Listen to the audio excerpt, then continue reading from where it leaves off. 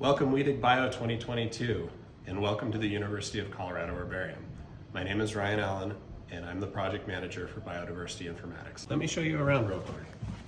So the majority of our collection is vascular plants, but we also have a significant collection of lichens and bryophytes. And there's Dina. She's going to talk about our vascular plant collection. Hi, I'm Dina Clark, and I'm the collection manager here at the University of Colorado Herbarium. And we are a collection of over 560,000 plants. Since we're here in Colorado, we really focused in our early days on the flora of Colorado. We have a flora that consists of plants from the plains, the high mountains. We have over 54 peaks, over 14,000 feet.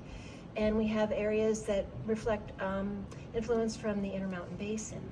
Beyond that time, our interest shifted to the southern Rocky Mountain region where we sit, and the influence of our neighboring areas on our flora. Beyond that, other things influence our flora, including our relationship with other floras through deep time, when the continents were differently aligned and more closely aligned. And so we have within our collection, in our vascular plant collection, plants from other mountainous regions of the world, also plants from the Arctic because of that relationship between the Arctic and the Alpine.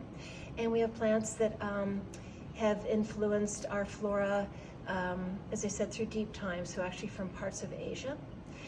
Also too, we have a lot of species here that speciated in the West. So certain genera like the penstemons, some species, genera of mustards, and some the genera within the pea family, the Fabaceae.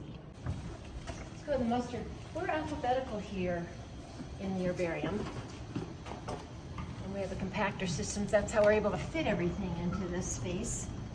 So I talked about some of the genera that speciated in the West, and that we have many representations, species of, specimens of. And I want to show some of these. These are some of our high alpine brabas.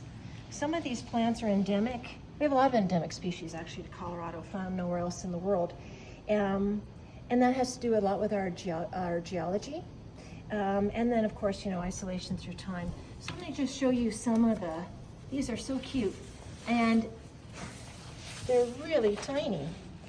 And these are what you'd find way high up in the mountains. This one's found between a range of 11,500 feet and 12,400 feet.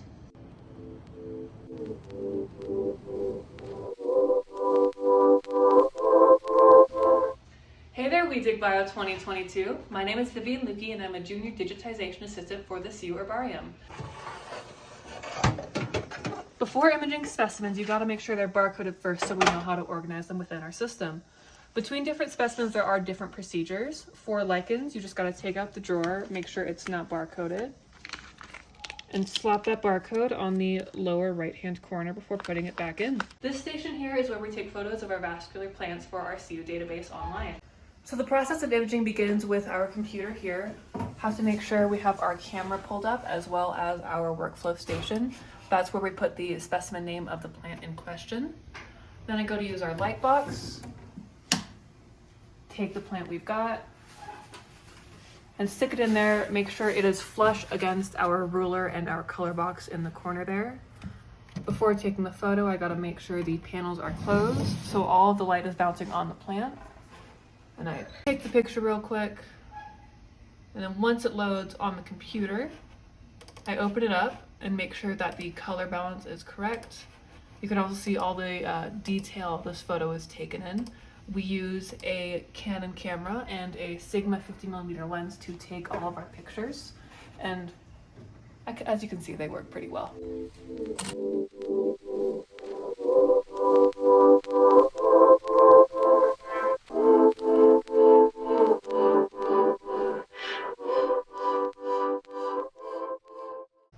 So once that's done, take the plant out, get the barcode in there, and you are pretty much all done. At the University of Colorado, we're working on 3 separate digitization projects, and each one of the projects involves us customizing our digitization setup for the project at hand. So Vivian showed you the the light box that we're using for our vascular plants. I'm just going to demo real quick our cryptogamic light box. And so with this, it's functioning a little bit different in that we're at the moment just focusing on trying to capture label information. So we're removing our specimens out of the packets so that we can image. So when we feed the specimen packets into the light box, we're working on getting these to line up with basically the center line of the image. And then we use a Photoshop script that'll come in and find that center line and rotate the top half of the image so that all of the text is facing the same direction. And then from there, just closing our light box and double checking that our fine focus is good and capturing our image.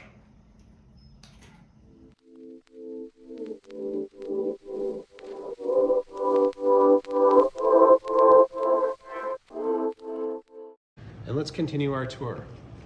So as we keep traveling through, you can see the rest of our vascular plant collection. About a quarter of our specimens, so a little over 80,000, are from outside of North America. And as we duck underneath our pipes here, we come to our Bryophyte and Lichen collections.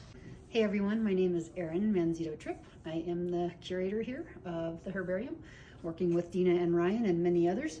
And here's the cryptogamic collection. So we have about 220,000 specimens here, about half lichens and half bryophytes. Interestingly enough, about half of those cryptogams are international. So we have a huge collection of not only North American material, Southern Rockies material, but also from all around the temperate mountains and many other locations.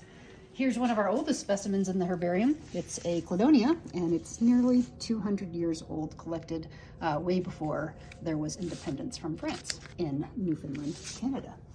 And so we've got our mosses here and then our lichens here, and there's so many cool things in these drawers. And in fact, in many cases, we don't even have names. Here's an unnamed lichens drawer, and if we open it up, what do we have? It's specimens that still need a taxonomic expert to name.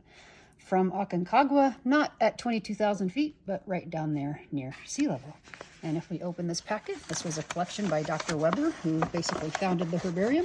You can see lots of beautiful lichen diversity. That's just a little bit about our cryptogamic collection. Hello, my name is Solomon. I'm a botanical illustrator and also a horticulture and landscaping sciences student at Front Range Community College in Fort Collins. This is an illustration I'm working on right now of Ruellia species Nov Bolivia, collected by Erin Tripp and Dina Clark. Right now I'm working based on a live specimen under a microscope, and I also work with many other specimens here. So thanks for visiting us today in Colorado, and thank you very much for taking a tour of the herbarium. More importantly, thanks for the important transcription work that you're doing today, volunteering with us and the other institutions involved today in WeDigBio. The work that you're doing is very, very important because it's allowing our specimens to be more broadly known through the research community by having them served online. So thanks again. Bye-bye.